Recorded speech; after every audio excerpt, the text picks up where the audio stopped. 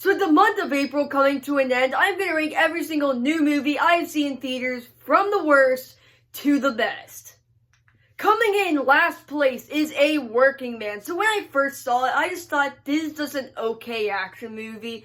Nothing too crazy, but the more I think about this movie, the more I dislike it, and the more I'm just like, this is a horrible movie. Let's move on to number 5.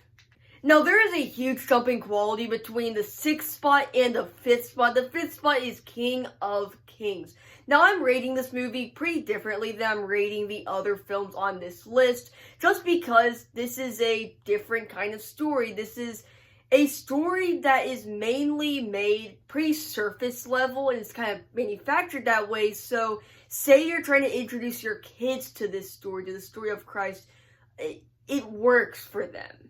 And its animation's good. It's introduced in a good way. And it also has this backdrop of this kid learning about the story. So then the other kid that's being introduced to the story kind of has a way looking in. And now the parts when they cut away from the main story for like the thing that's setting it up with the kid and the dad telling him the story, it doesn't get too annoying. It mainly does do a nice job focusing on the story. And let's move on to number 4. Coming in at number 4 is a Minecraft movie. Okay, so now I think this movie is fun. Not good, fun. A movie can be fun but not good. A movie can be good but not fun. I think this is a perfect example of a movie that's a lot of fun but is not a good movie. Now, one thing you can tell is really good, and one thing you can tell is they put a lot of effort in, is actually the world of Minecraft. It looks really cool. It looks like the game. It's adapted really well onto the big screen. And, yeah, I just had fun with this movie, and, it may not be better than the previous 2 on this list, and even though it's probably better than A Working Man, but, I got a lot of enjoyment out of this movie, and, yeah, let's move on to number 3. Coming in at number 3 is The Luckiest Man in America. Now, this is one of those stories that's a story crazier than fiction. Real life is crazier than fiction, you know. Basically about this guy that went on to a game show after studying it for several years, finally gets to go on to the game show, and ended up studying for so long and ended up becoming so good at it that he was basically able to figure out all the little things about the game and ended up making a ton of money. And now that story on its own, just following by the books, the exact story, would get kind of boring. It would fizzle out pretty quick, but they add a lot of other nice elements to the film that add just an extra layer to it, and this movie has enough sauce in it to where it is a really interesting movie and one I really enjoyed. A solid movie.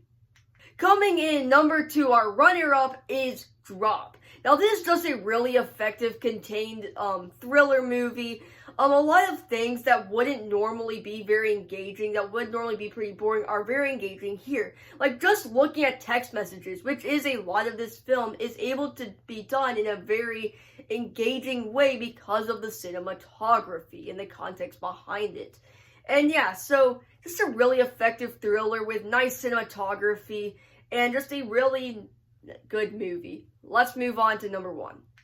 Unsurprisingly, coming in at number 1 is Sinners. I cannot add anything to this movie that hasn't already been said. This is a straight up incredible film, and yeah, that's about it. So, I also did see Revenge of the Sith for its 20th anniversary re-release in theaters, but this video is strictly new movies that have came out in theaters, and yeah, so that really covers my list. What do you guys think about it? If you all enjoyed this video or any of my other content, please subscribe, and I'll see you in the next one. Goodbye.